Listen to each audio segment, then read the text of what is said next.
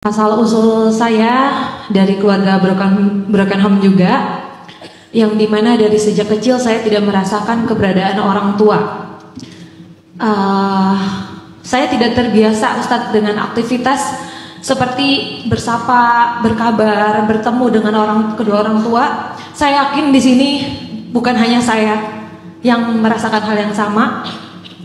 Namun Ustadz, setelah saya beranjak dewasa, saya dituntut untuk melakukan itu semua, seperti layaknya kebiasaan-kebiasaan kecil yang anak lain rasakan gitu. Saya dituntut untuk berkabar, bertemu, bahkan menafkahi. Ustadz, kami sudah tahu dan bahkan kami mencari sendiri bagaimana caranya supaya ikhlas menerima. Kami sudah sering mendengar di mana-mana bahwa mau tidak mau memang kami harus menerima keadaan itu dengan ikhlas gitu. Salah satunya, Ustadz, saya tetap menjalankan kewajiban saya sebagai seorang anak. Saya tetap menafkahi kedua orang tua saya yang sudah berpisah, yang dimana itu pun bukan kewajiban saya sebagai anak perempuan. Apalagi saya seorang janda, tidak memiliki suami. Salah satunya adalah dengan menjaga jarak, Ustadz.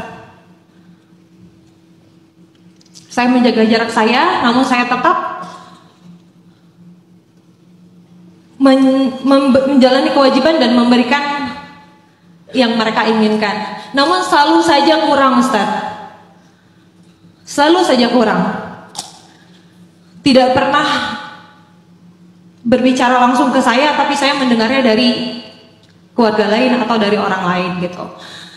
Contohnya seperti saya tidak pernah pulang karena saya merasa itu bukan rumah saya, Ustaz. Saya betul-betul dari bayi tidak merasakan kehadiran mereka, jadi susah buat saya gitu untuk seperti lebaran pulang. Jadi saya tetap memilih di Jakarta bersama anak saya gitu. Dan saya pernah mendengar mereka bilang saya durhaka gitu. Itu cukup menggores hati saya, Ustadz, karena bagi saya memaafkan mereka pun itu susah, tapi saya lakukan gitu. Ustadz, sekali lagi kita sudah sering mendengar nasihat-nasihat untuk para anak-anak. Pertanyaannya adalah, adakah Ustadz sedikit nasihat untuk para orang tua, setidaknya supaya paham juga kondisi kita? Terima kasih, Ustadz. Sebetulnya nggak sedikit sih nasihat tentang orang tua di luar sana tuh banyak sekali ya. Cuman mungkin karena orang tua ini lebih aktif dalam nge-repost, maka yang muncul di FYP nasihat anaknya kali ya. Padahal harusnya nasihat tentang orang tua juga nggak sedikit, banyak banget di luar sana. Al-Quran, hadis selalu adil dalam memberi nasihat tentang suami, tentang istri, tentang orang tua, tentang anak, tentang tetangga, tentang saudara, kakak adik, dan semuanya. Jadi nggak ada yang berat sebelah tuh nggak ada dalam Islam. Mungkin karena orang tua jarang, ya mungkin faktornya mungkin karena anak jarang bertanya tentang orang tuanya, atau karena yang berceramahnya adalah orang tua, jadi banyak ngasih nasihat ke anak-anak. Tapi yang jelas dalam Al-Quran, dalam hadis, dalam Islam, nasihat terhadap orang tua itu nggak sedikit juga. Bahkan panduan menjadi orang tua, ilmu parenting dalam Al-Quran itu banyak sekali. Kita bisa belajar ilmu parentingnya Nabi Yakub di surat Yusuf, belajar ilmu parentingnya Imran di surat Ali Imran, belajar ilmu parentingnya Ibrahim juga di surat Ali Imran, belajar ilmu parentingnya Zakaria di surat Maryam, belajar ilmu parentingnya ayah dan bundanya Musa di surat Toha dan di surat Al-Qasas. Banyak ayat-ayat tentang parenting di dalam Al-Quran yang menjadi nasihat bagi orang tua, nggak kurang. Begitu juga dengan hadis. Salah satu yang paling umum adalah kata Nabi, kullukum ra'in wa kullukum mas'ulun an ra'iyatih. Semua kalian itu adalah pemimpin dan kalian bertanggung jawab terhadap apa yang kalian pimpin. Seorang suami bertanggung jawab terhadap istrinya, seorang ayah bertanggung jawab terhadap anaknya dan seterusnya. Itu kan nasihat yang walaupun bentuknya secara umum, salah satunya kepada orang tua. Nanti ada lagi misalnya nasihat di zaman Umar. Nah, ini kayaknya agak lebih spesifik nih. Di zaman Umar ada seorang ayah yang marah-marah ngadu ke Umar tentang anaknya yang gak mau ketemu sama dia. Dia bilang, wahai Amirul Mukminin, anak saya memutuskan silaturahim dengan saya. Dia gak mau ketemu dengan saya. Nasihatilah dia gitu kan. Akhirnya Umar memanggil anak itu. Zaman dulu presiden masih ngurus yang kayak gini-gini. Dipanggillah anak itu sama Umar. Umar nanya, kamu kenapa gak mau silaturahim sama ayah kamu? Kenapa kamu marah kepada ayah kamu? Kenapa kamu keras kepada ayah kamu?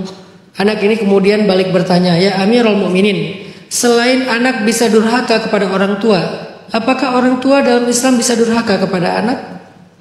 Kata Amirul Mukminin Umar, ya bisa. Cuman jarang didengar ya di Indonesia ya, bahwa orang tua juga bisa durhaka kepada anak kan? Ya karena yang ceramahnya orang tua kali. Kalau yang ceramahnya anak-anak mungkin ada tuh nanti ceramah khusus orang tua yang durhaka kepada anak. Jadi selain anak memang bisa banget durhaka sama ibu dan ayahnya, tapi orang tua juga ternyata bisa durhaka sama anaknya. Kapan orang tua durhaka kepada anak, kata pemuda ini, kata Umar, dalam 3 kondisi. 1, dia tidak mencarikan ibu atau ayah yang solih untuk calon anaknya. Yang kedua, dia memanggil atau memberi nama yang buruk kepada anaknya. Dan yang ketiga, dia memberikan nafkah dari harta yang haram kepada anaknya. Berarti orang tua ini durhaka kepada anaknya. Kemudian anak muda ini bilang, ya Amirul Mukminin, ayah saya memberikan saya seorang ibu ahli zina.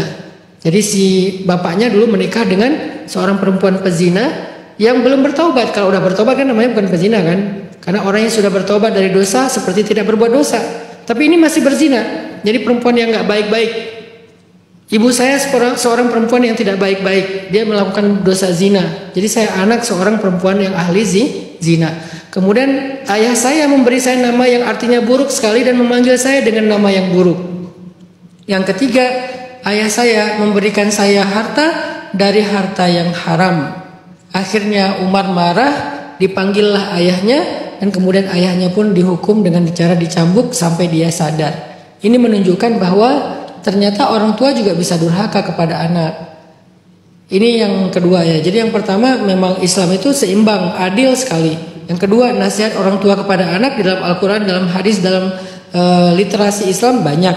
Yang ketiga, pada akhirnya ketika kita mengalami ketidaknyamanan dari orang-orang di sekitar kita, kita nggak bisa menuntut sesimpel atau seinstan orang itu menjadi seperti yang kita harapkan. Karena kalau kita menuntut semua orang menjadi seperti yang kita harapkan, kita akan selalu kecewa dan kepentok dalam hidup kita. Kecewa sama fulan, kecewa sama fulan, kecewa sama fulan. Kadang kita kecewanya sama ayah, kecewa sama ibu, kecewa sama suami, kecewa sama istri. Karena kita selalu berharap orang itu akan seperti yang kita inginkan. Pada akhirnya kita belajar fokus dengan apa yang menjadi kewajiban saya. Terserah dia baik atau tidak kepada saya. Terserah dia menunaikan kewajiban dia apa enggak kepada saya. Karena saya tidak berakad dengan dia, saya berakad dengan Allah. Apa kewajiban saya sebagai anak? Apa kewajiban saya sebagai istri? Apa kewajiban saya sebagai suami? Kadang kita perlu agak sedikit fokus ke sana. Itu yang di zoom in. Karena kalau kita fokusnya kepada harusnya kan dia begini, harusnya kan dia begitu, kita capek sendiri. Karena mengharapkan seseorang berubah itu nggak mudah loh. Apalagi orangnya bukan orang yang ngerti agama, bukan orang yang insaf, bukan orang yang adil. Kadang-kadang orangnya dikuasai ego, dikuasai amarah, dikuasai kebodohannya, dikuasai hawa nafsunya. Berharap orang-orang kayak gini berubah itu capek. Lalu gimana biar kita tetap istiqomah? Apakah kita akan memberikan syarat bahwa kita akan istiqomah kalau mereka berubah? Maka kapan kita akan istiqomah? Ternyata cara biar kita lebih istiqomah, lebih konsisten dalam kebaikan, kita fokus aja dengan diri kita. Gimana cara saya diridhoi Allah sebagai anak? Gimana cara saya diridhoi Allah sebagai istri? Gimana cara saya diridhoi Allah sebagai suami? Dan seterusnya, sebagai ayah, sebagai ibu. Terserah anak saya durhaka kek, terserah suami saya begini kek, terserah istri saya begitu kek, terserah orang tua saya begini dan begitu dan seterusnya. Gimana cara saya menjadi orang yang diridhoi Allah as a father, mother, husband, wife, son, daughter dan segala macam ya. Itu mah yang penting fokusnya ke kita aja gitu. Kalau kita bisa fokus dengan tugas kita, tanggung jawab kita dan berakad dengan Allah, ya Allah saya sudah tunaikan loh ya tugas saya sebagai anak perempuan, anak laki-laki, sebagai saudara, kakak, adik, ya Allah saya sudah tunaikan kewajiban saya, semoga engkau ridho kepada saya. Baru nanti Allah akan membahagiakan kita dengan caranya. Ketika kita nggak bisa dibahagiakan oleh manusia, yakinlah Allah akan membahagiakan kita. Syaratnya satu tadi, cari ridho Allah dengan peran kita sebagai apapun dalam hidup. Karena kalau kita berharap manusia yang membahagiakan kita, mencari ridho manusia itu seperti mencari sesuatu yang sulit sekali ditemukan. Maka jangan ke sana fokusnya. Carilah ridho Allah dengan satu syarat, jalankan peran kita sebaik mungkin yang Allah ridhoi, baik sebagai ayah, ibu, istri, suami, anak, kakak, adik, apapun. Kalau kita tidak akan dibahagiakan oleh mereka, insya Allah kita pasti dibahagiakan oleh Allah yang maha sempurna.